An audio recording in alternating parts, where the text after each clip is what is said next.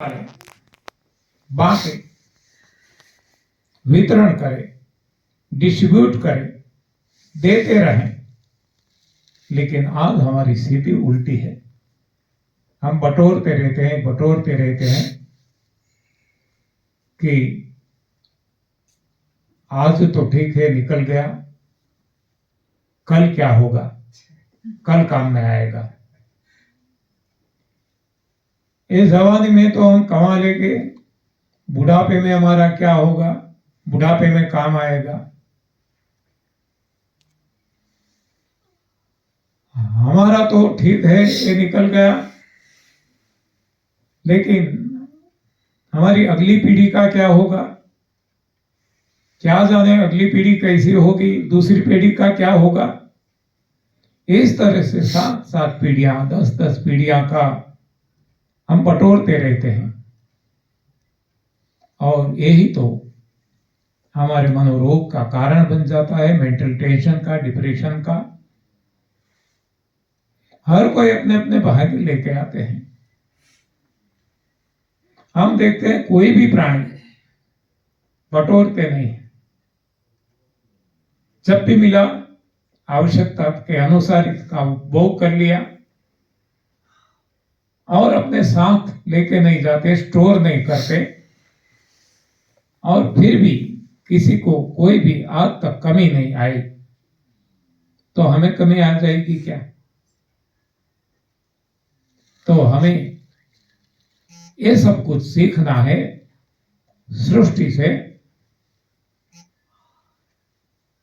तो हमारा जो जीवन है सेवा में लगा रहे, कम से कम जो मैंने बताया निकम्मी चीजें हैं, अनावश्यक है, इसको निकालेंगे। इतनी तो जगह होगी, और ये जगह होगी तो नया कुछ आएगा।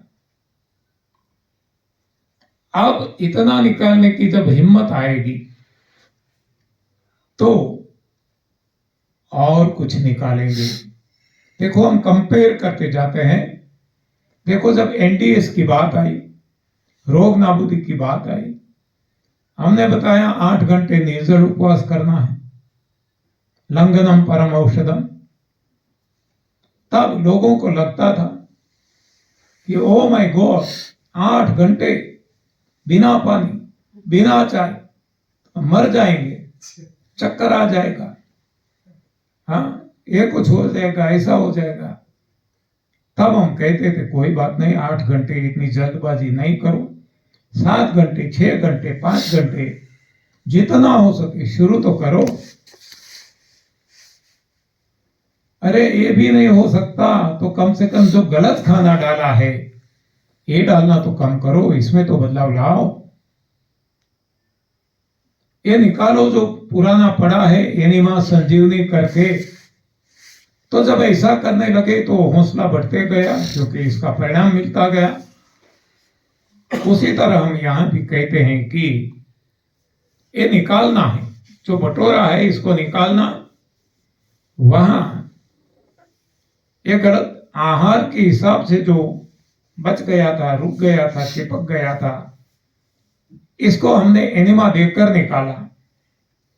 तो यहां जो हमने हमारे पास हमारी मनोदशा के कारण हमने बटोरा है, रुक गया है, चिपक गया है, तो अब इसको एनिमा देना है, और ए एनिमा यानी निकालना।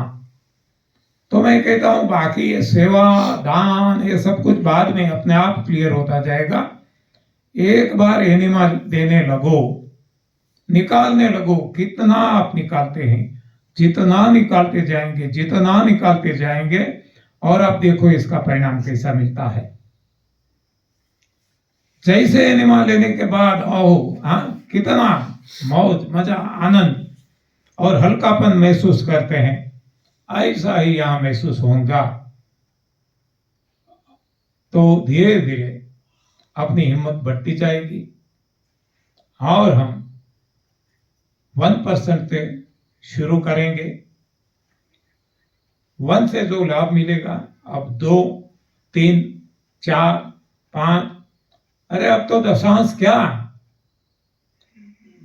देते देते देते हमारी ऐसी स्थिति आ जाएगी कि दशांश खुद के लिए रखेंगे, 90% भगवान के लिए। तो ये स्थिति भी आना सहज है। जैसे यहां हमने देख लिया कि 8 घंटे हिम्मत नहीं चलती थी, 1 घंटे से शुरू किया, 2, 3, 8 घंटे तक तो पहुंच गए। अब 8 दिन भी यह हम देख रहे हैं। हाँ, तो ये सभी एक सा ही है। हिम्मत बढ़ती जाएगी जैसे जैसे जैसे परिणाम मिलता जाएगा, हौसला बढ़ता जाएगा। तो पहले कुछ नहीं सोचना है। सुपात्र दान कुपात्र दान कहां दे, कितना दे, क्यों दे, कुछ नहीं। एनिमा देने लगो, बस एनिमा से कंपेयर करो, निकालने लगो, और बाद में अपने आप स्थिति स्पष्ट होती जाएगी।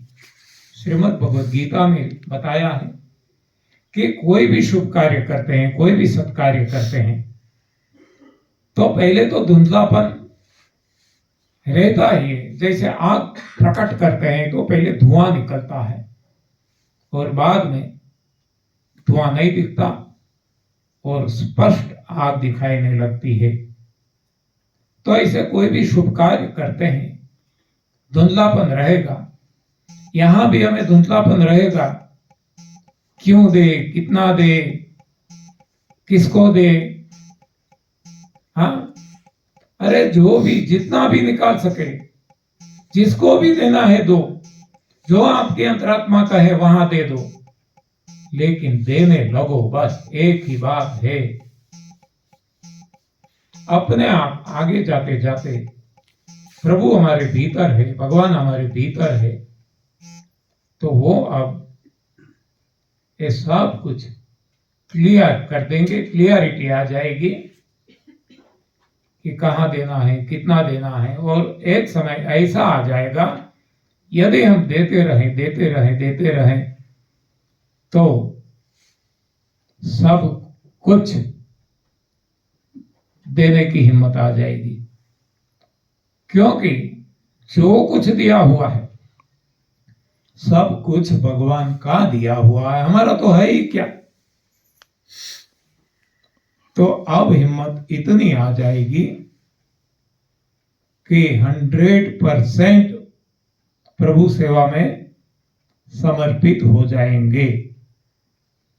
हाँ, तो ये सहज है, ये मुश्किल नहीं लगेगा।